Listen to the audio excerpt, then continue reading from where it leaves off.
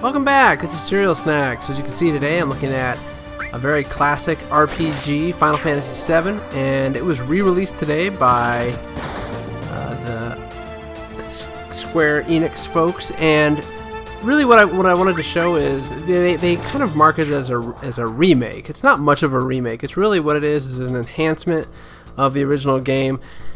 If you're at all familiar with Final Fantasy VII on the PC, you probably know that it has a long history of being a terrible port from the console and was fraught with issues. I know when I originally played it, gosh, it must have been 13 years ago. Since it came out in '97, I think it came out on PC a few years later.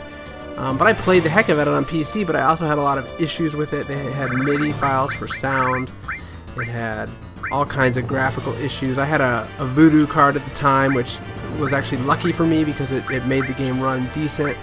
But it had a lot of issues. There was a bike scene later in the game that actually was near impossible. And nowadays, to play it on Windows 7 is a nightmare in trying to get that thing to work. Now, some people have done it, and of course, if you have the technical know-how, eventually you can get it working. But they've done it for you here, and they're selling it for $10 on their website. One thing I will say is that the Square Enix buying it online and download process is terrible, and I would not, if I were you, buy it from Square Enix directly. I would wait till it gets to Steam and get it that way, because it just reminds me of how terrible it is when they do that. They make me sign in multiple times, make me put in multiple serial numbers. It's like you almost want to just steal the game because they make it so difficult for those of us who've actually paid for it. So anyway, my point is that it's probably better to wait. Now you can see I'm playing it right now. One thing they've done really well is I'm playing this in 1080p resolution. Of course my video is in 720p, so you can't really get the full effect, but they've done a great job of upgrading the graphics. They haven't changed any of the graphics, but they have basically upped them to the 1080p resolution. The backgrounds are probably the least touched area, but the character sprites and all that have been redone. The battle scenes you'll see in a second have been redone. So it actually makes you feel like you're playing it like it used to be, with a little bit of enhancement. So you can see in this battle scene how crisp and clean the models are, which is really nice. You know, you have rose-colored glasses, and one thing I originally thought was, oh, this looks identical to the way it did 15 years ago, but then I loaded up my old version of the game and realized, no, the old version looks a lot worse. So they have done some good things to upgrade it. So if you haven't played it, which we can talk about in a second, but if you have played it in the past and you're itching to replay it, I would definitely try to pick this up and do so, because they've really done a good job of rehashing it. If you haven't played Final Fantasy VII, then you really need to pick it up, because it's really a classic RPG. It's one of the few RPGs that I played all the way through back in the day, and one that I'm looking forward to replaying again because of how quality it was and how it still is. I don't think that the Final Fantasy games after this one really were able to reach the quality of this particular game. So the only other Final Fantasy game that, of course this is all opinion, everybody's got their favorites, right? But the only other one that I felt reached this quality was Final Fantasy VI, which you know, dealt with the crazy Kefka and all the other stuff that goes on in that game. But this game, of course, is newer, so it has better graphics and that sort of thing. It's not nearly as pixelated as Final Fantasy VI. So you can see I'm doing the battles here, and the battles haven't changed. It's the same type style. You got your limit breaks, you got your materia. Nothing's changed in the gameplay. Nothing's changed about the story. If you haven't played this RPG, it's still worth picking up. It's held the test of time.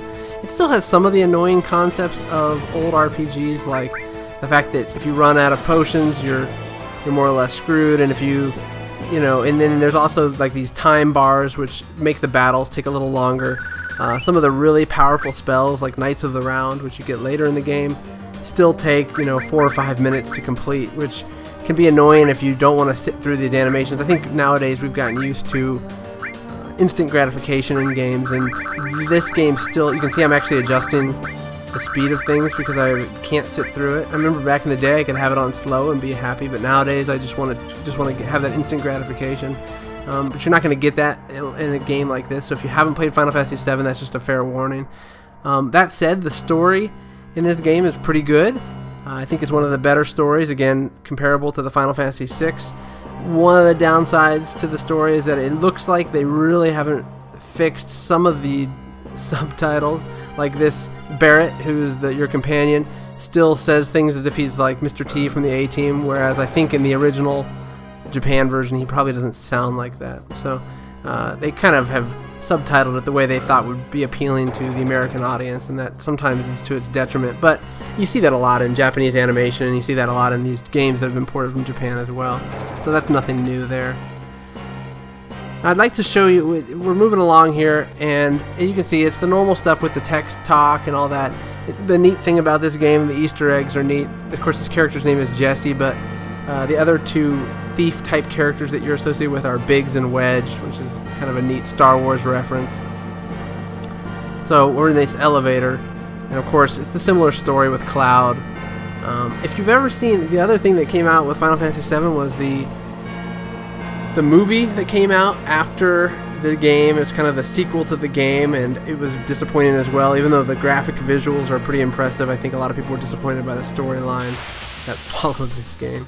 So here we are getting into another. I skipped directly to the boss battle that you encounter at the end of this reactor, and this boss battle is this huge robot. Now, you'll see I don't do too well because I'm trying to show off all the effects so that you can get an idea of what has kind of been upgraded and what hasn't. Because this robot's actually weak to electricity, and here I'll do ice just to show you ice, and then just have Barrett do his little gun type deal. But you know, like you can tell, it's pretty crisp. Like at 1080p, there's really no pixelization on the edges of the characters. They've upgraded the textures well. I mean, it still looks kind of like you're playing, you know, a Wii game kind of with the texture, but at least it's for being 15 years old, it has held up very well. So here I'm doing my bolt. So the spell effects look pretty good. One thing I don't have in this video, and I'd like to show at some point, because this is just a quick video showing you what they've kind of done, because I think most people are just looking to see what's been enhanced, but the one thing I really want to see is some of the spells that, like Knights of the Round and Ifrit and Shiva and all those other ones. Here's a limit break. At least you get to see a limit break, Braver. Still has some good visuals. I know in 1997 when this came out, we just loved sitting in front of the console watching these attacks go down. Now, of course, since I'm just showing you this off, this guy's getting a chance to do his special attack because I was silly enough to attack him while he's got his tail up. So that, of course, is gonna possibly ruin my video here because I may die. But because now here I go, I got my Barrett's about to do his limit. While the creature's got its tail up. So in this particular boss fight, while its tail is up, it does the most. You don't want to attack it because that's when it does the most damage. So there's his limit break. So pretty impressive. Like I said, any of you Final Fantasy VII people may want to just hang out and wait and be patient until it comes out on Steam. It's been 15 years. You probably could wait another year before it comes out on Steam. Although my guess is it'll be there a lot quicker. Square Enix is starting to throw all of their games onto Steam. As you saw, Sleeping Dogs came out, which is a brand new game from Square Enix, and it actually came out the exact same day on Steam as it has everywhere else. So, you know, this is bound to show up there as well. Now, I will say that I don't think it's ever going to go below $10 because it's just one of those games, like it's like a Disney movie. They'll never reduce the price on this game. So I don't think you're going to find a sale on it for less than $10. So if you want it for $10, you probably could get it for $10 off Steam, but I doubt that it'll ever go any cheaper. So keep an eye out for that. So we're going to finish off this battle here and see kind of where we're at. But one thing I will say, so they've upgraded a lot of the graphics. The graphics they really haven't touched are the backgrounds. So in a way they've done, I guess the good of the game is the combat mechanics are still good. It's still fun to play. It's okay to play with a keyboard. It's great to play with a controller. The bad is that they really haven't done anything with the cinematics. The cinematics have only been up-converted to 1080p. They've not been redone. So they still look the same as they did. They just, you know, fit the 1080p screen. The other thing is you can tell here with the backgrounds are very pixely. The backgrounds have just been upgraded so they fit on a 1900 by 1080p or 1080 resolution, but they haven't been redone to not have pixels. So there's definitely some pros to the game, but there's also some cons. And some part of me wishes that they had just gone and spent the time to really redo everything and make it a really crisp quality presentation, because you know, it's such a good game. I don't see why they would lose that kind of opportunity. But I think like any business, they figure they're going to get all their money anyway. So you know, why not just take a few shortcuts and do the things that are simple and, you know, just go with the rest. So